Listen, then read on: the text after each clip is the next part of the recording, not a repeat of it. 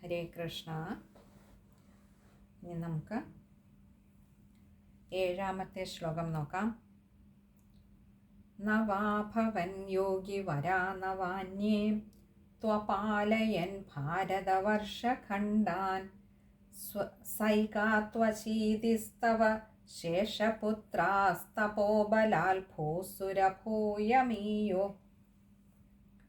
നമുക്ക് അതിലെ പദങ്ങളുടെ അർത്ഥം നോക്കാം. ഈ ഒരു ശ്ലോകത്തിൽ നോക്കൂ, ഒരു അച്ഛൻ്റെ സംസ്കാരം മക്കളിലേക്ക് എത്രമാത്രം അത് ആഴ്ന്നിറങ്ങും എന്ന് കാണിക്കുന്നതാണ് ഈ ഒരു ശ്ലോകം.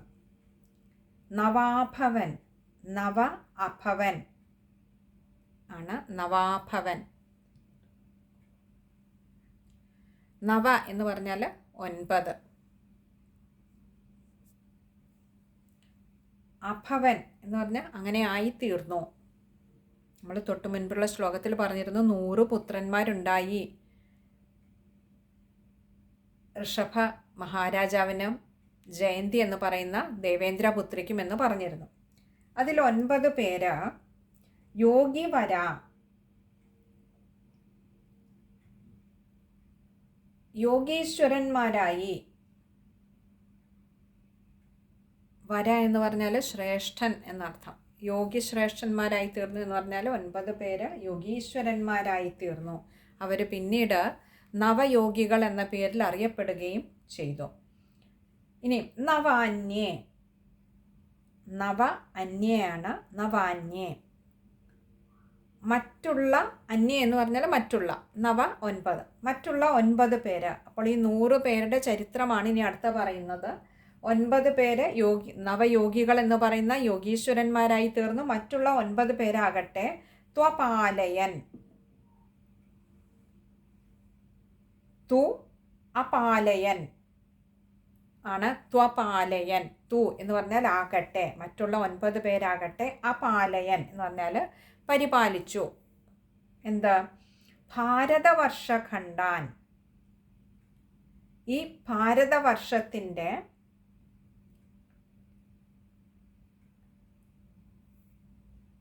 ഖണ്ഡങ്ങളെ എന്ന് പറഞ്ഞാൽ 9 ഭാഗങ്ങളെ 9 പേര് പരിപാലിച്ചു എന്ന് പറഞ്ഞാൽ 9 പേര് ഈ ഭാരതവർഷത്തിൻ്റെ 9 ഭാഗങ്ങളെ, 9 രാജ്യങ്ങളെ ഭരിച്ചു അഥവാ രാജാവായി തന്നെ തുടർന്നു. ഇനി അടുത്തത് സൈകാത്വശീതിസ്തവ. സൈക എന്ന് പറഞ്ഞാൽ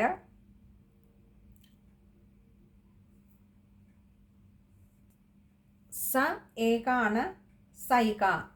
സ എന്ന് പറഞ്ഞാൽ അല്ലയോ ഭഗവാനെ അങ്ങയുടെ, ഏക എന്ന് പറഞ്ഞാൽ 1, ത്വശീതി, തു അശീതിയാണ് ത്വശീതി.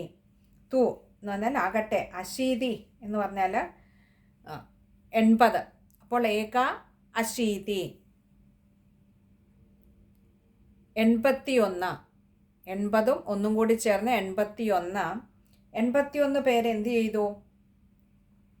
തവ എന്ന് പറഞ്ഞാൽ അങ്ങയുടെ, ത്വശീതിസ്തവ, തു അശീതി തവ, ഇങ്ങനെ 3 വാക്കുകൾ ചേരുന്നതാണ് ത്വശീതിസ്തവ.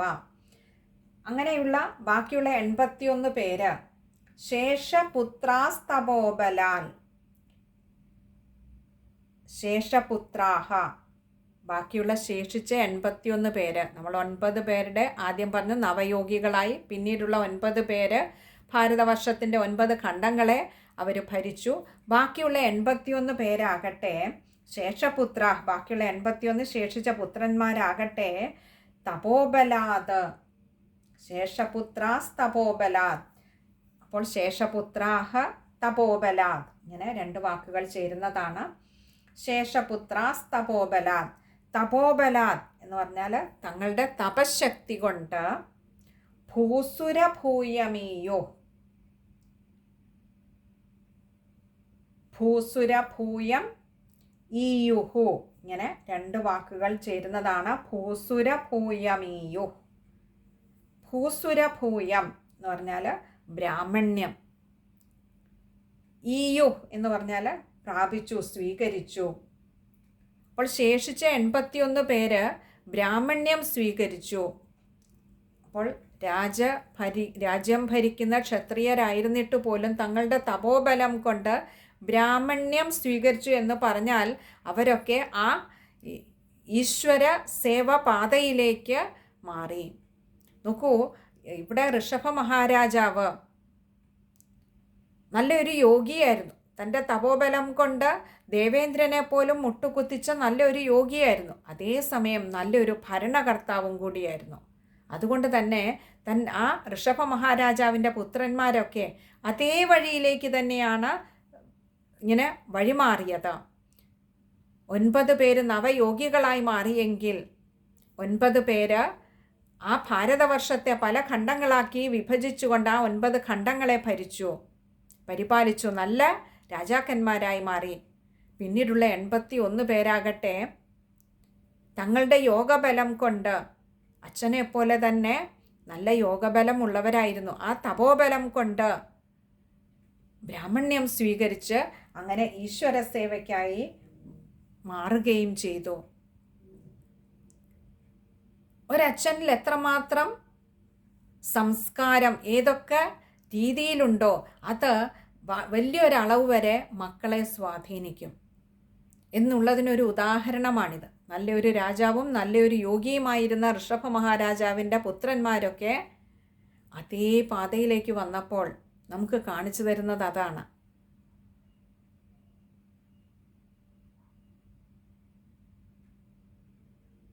രാവണൻ എന്ന അസുര രാജാവിൻ്റെ പുത്രന്മാരൊക്കെ ആസുരികത നിറഞ്ഞവരായി മാറിയെങ്കിൽ അത് ആ പുത്രന്മാരുടെ കുഴപ്പമല്ല, തങ്ങൾക്ക് ജന്മം തന്ന പിതാവിൻ്റെ ആസുരികതയാണ് അവരിലേക്ക് എത്തിച്ചേർന്നത്. ശ്രീരാമചന്ദ്ര ഭഗവാന്റെ പുത്രന്മാരൊക്കെ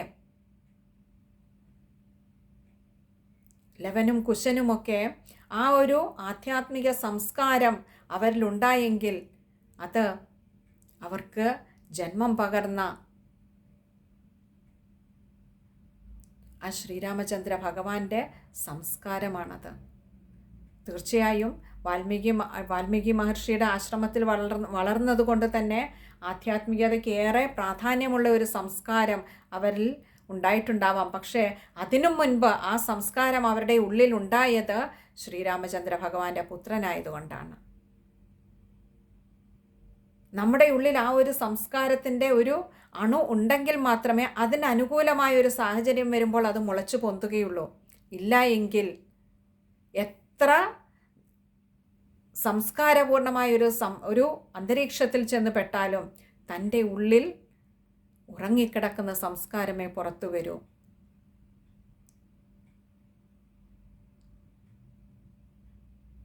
തൻ്റെ ഉള്ളിൽ ഉറങ്ങിക്കിടക്കുന്നതൊരു നല്ല സംസ്കാരമാണെങ്കിൽ എത്ര മോശമായ ഒരു സാഹചര്യത്തിൽ കൊണ്ടിട്ടാലും അങ്ങനെ ഒരു വ്യക്തിയിൽ നിന്ന് പുറത്തു വരിക തൻ്റെ ഉള്ളിലെ ആ സത് വാസനകൾ മാത്രമായിരിക്കും, സത് സംസ്കാരം മാത്രമായിരിക്കും.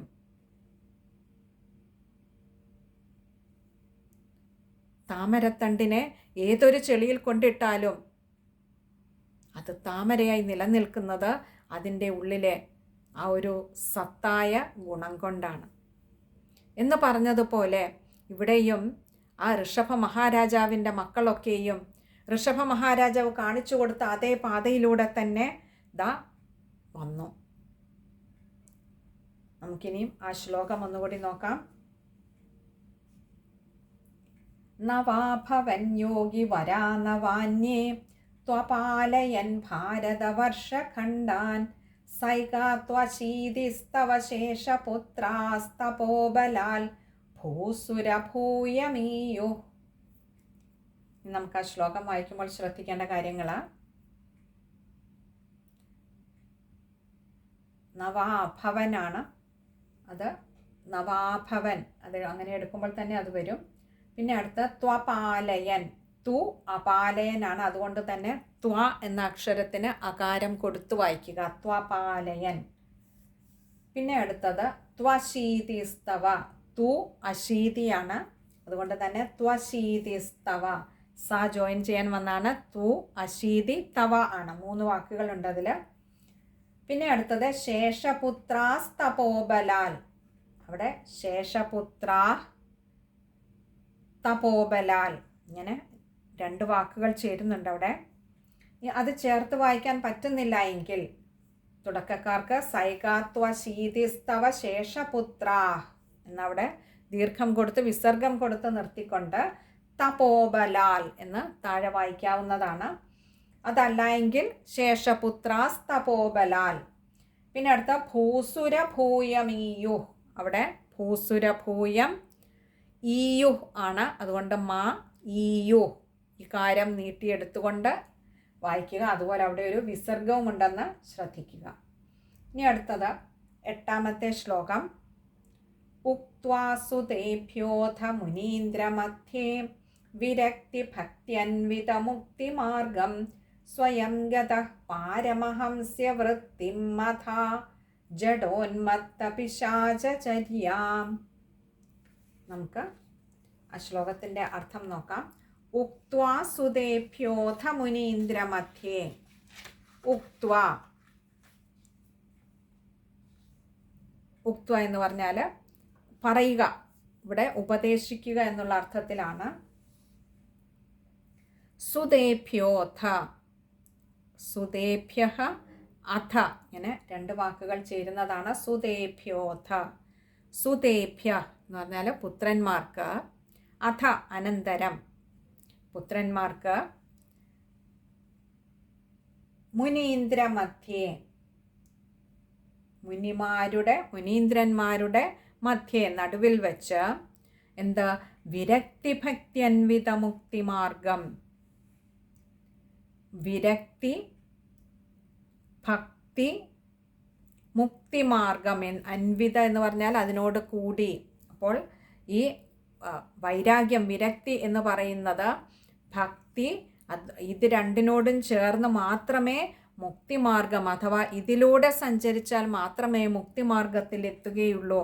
അപ്പോൾ അത് ധാരാളം മുനീന്ദ്രന്മാരിരിപ്പുണ്ട്. പക്ഷെ ഇവിടെ സാക്ഷാൽ ഭഗവാനിൽ നിന്ന് തന്നെ ഭഗവാന്റെ പുത്രന്മാരായി ജനിച്ച അവർക്ക് ആ ഋഷഭ മഹാരാജാവിൽ നിന്ന് തന്നെ ആ ഒരു തത്വോപദേശം ലഭിക്കാനുള്ള ഭാഗ്യമുണ്ടായി. എന്താ? വൈരാഗ്യം ഭക്തി ഇവയോട് ചേർന്ന് വരുന്ന ആ മുക്തിമാർഗത്തെ ഉപദേശിച്ചു കൊടുത്തിട്ട് സ്വയം ഗത, സ്വയം എന്ന് പറഞ്ഞാൽ തന്നെ, അതായത് ആരും നിർബന്ധിച്ചിട്ടല്ല, അത് തന്നെ വന്നു ചേരുന്നതാണ് അല്ലേ. ഒരു പഴം പഴുത്താൽ മരത്തിൽ നിന്നും എപ്രകാരമാണോ അത് താഴേക്ക് വീഴുന്നത്, അപ്രകാരം മരത്തിൽ നിന്നും അത് ഡിറ്റാച്ച്ഡ് ആവുന്നത്, അത് വിട്ടുപോകുന്നത്, താഴേക്ക് പതിക്കുന്നത്, അപ്രകാരം തൻ്റെ ആ ഒരു ലക്ഷ്യം, ആ പ്രജാസൃഷ്ടി കഴിഞ്ഞു വേണ്ടുന്നത് ഉപദേശിച്ചു കൊടുക്കുക, എന്നിട്ട് ഇനിയും അടുത്ത ഘട്ടത്തിലേക്ക് പോകണം. അതുകൊണ്ട് സ്വയം ഗതഃ, ഗതഃ എന്ന് പറഞ്ഞാൽ പോവുക, ഇവിടെ സ്വീകരിക്കുക എന്നുള്ള അർത്ഥം. എന്താ? പാരമഹംസ്യവൃത്തിമഥ, പാരമഹംസ്യവൃത്തിം അഥാഹ, ഇങ്ങനെ 2 വാക്കുകൾ ചേരുന്നതാണ്. പാരമഹംസ്യവൃത്തിമഥ, പാരമഹംസ്യവൃത്തിം എന്ന് പറഞ്ഞാൽ പരമഹംസന്മാരുടെ ആ ഒരു വൃത്തിയെ എന്ന് പറഞ്ഞാൽ ഇവിടെ പരമജ്ഞാനികളായിട്ടുള്ളവർക്ക് അല്ലെങ്കിൽ മഹാത്മാക്കൾക്ക് യാതൊന്നാണോ അവർക്ക് ചെയ്യാൻ വിധിച്ചിട്ടുള്ള കർമ്മങ്ങൾ, അല്ലെങ്കിൽ എല്ലാ കർമ്മത്തിൽ നിന്നും മുക്തരായിക്കൊണ്ട് യാതൊരു മാർഗത്തിലൂടെയാണോ മുക്തിയിലേക്ക് നീങ്ങേണ്ടത്, ആ ഒരു വൃത്തിയെ അഥ എന്ന് പറഞ്ഞാൽ അനുഷ്ഠിച്ചു. ജഡോന്മത്ത പിശാചചര്യാം,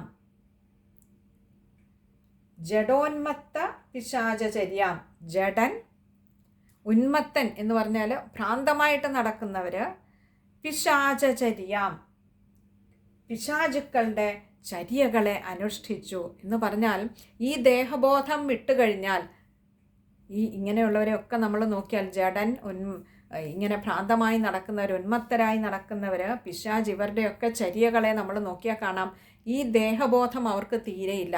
നമുക്ക് എന്തെങ്കിലും ഒരു കർമ്മം ചെയ്യണമെങ്കിൽ നമ്മുടെ ഉള്ളിൽ പെട്ടെന്ന് വരിക അഭിമാനം, അതേപോലെ തന്നെ അപമാനം. ഈ ഒരു വികാരം ദേഹവുമായി വളരെയേറെ ബന്ധപ്പെട്ട് കിടക്കുന്ന ഇതാണ് ആദ്യം മനസ്സിലേക്ക് വരിക.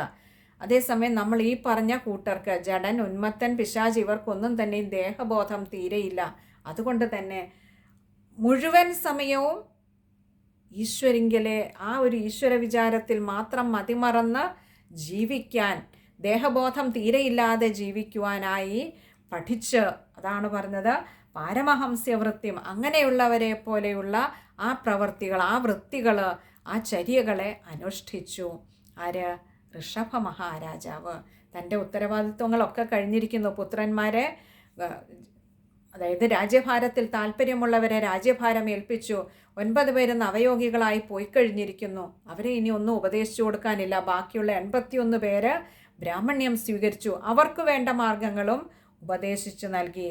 ആ വൈരാഗ്യം, ഭക്തി, അതിനോടൊപ്പം സഞ്ചരിച്ചു കഴിഞ്ഞാൽ എങ്ങനെ മുക്തിമാർഗത്തിലേക്ക് എത്താമെന്ന് ഉപദേശം നൽകിയിട്ട് താൻ സ്വയമേവ ദേഹബോധം വെടിഞ്ഞ് ആ പരമഹംസന്മാരെ പോലെ, മഹാത്മാക്കളെ പോലെ ആ ഭഗവത് പാദത്തിലേക്ക് അങ്ങനെ വേണ്ട നടന്നു കയറാൻ വേണ്ട ചര്യകളെയൊക്കെ അനുഷ്ഠിച്ചു.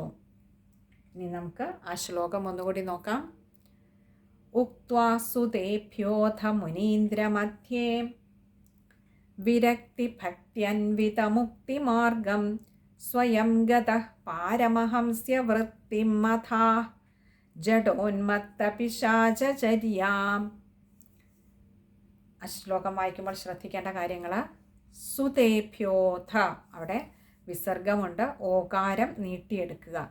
പിന്നെ വിരക്തി ഭക്തി അൻവിത മുക്തിമാർഗം. ഭക്തി അൻവിത ആണ്, ഭക്തി അൻവിത. ആ ത്യായ്ക്ക് അകാരം കൊടുത്ത് വായിക്കുക. അത് കഴിയുന്നതും ചേർത്ത് തന്നെ ആ ഒരു വരി മുഴുവൻ വായിക്കുക. വിരക്തി ഭക്തി അൻവിത മുക്തിമാർഗം. പിന്നെ സ്വയം ഗതഃ, ഗതഃ അവിടെ വിസർഗമുണ്ട്, പകുതി ഹകാരത്തിൽ വായിക്കുക. പിന്നെ അടുത്തത് പാരമഹംസ്യവൃത്തിമഥ, അതും കഴിയുന്നതും ചേർത്ത് വായിക്കുക. ഇല്ലെങ്കിൽ തുടക്കക്കാർക്ക് പാരമഹംസ്യവൃത്തിം എന്നെടുത്തുകൊണ്ട് അഥാ എന്ന് താഴെ എടുക്കുക. പിന്നെ അടുത്തത് ജഡോന്മത്ത പിശാചചര്യാം, അത് കഴിയുന്നതും ചേർത്ത് തന്നെ വായിക്കുക. ഇത് ഇത്രയും കാര്യങ്ങളാണ് ആ ഒരു ശ്ലോകത്തിൽ ശ്രദ്ധിക്കേണ്ടതായിട്ടുള്ളത്. ഇതും നമുക്ക് വലിയൊരു മാർഗം കാണിച്ചു തരികയാണ്. എങ്ങനെയാണ് ഈശ്വരനിലേക്ക്, ആ മോക്ഷപദത്തിലേക്ക് നടന്നു കയറേണ്ടത്. ദേഹബോധം വെടിയാതെ ആ ഈശ്വരനിലേക്ക് എത്തിച്ചേരില്ല എന്ന് കാണിച്ചു തരികയാണ് ഇവിടെ നമുക്ക്. ഇനി നമുക്ക് അടുത്ത ശ്ലോകം, 9ാമത്തെ ശ്ലോകം അടുത്ത സത്സംഗത്തിൽ കാണാമെന്ന് കരുതുന്നു. ഹരേ കൃഷ്ണ.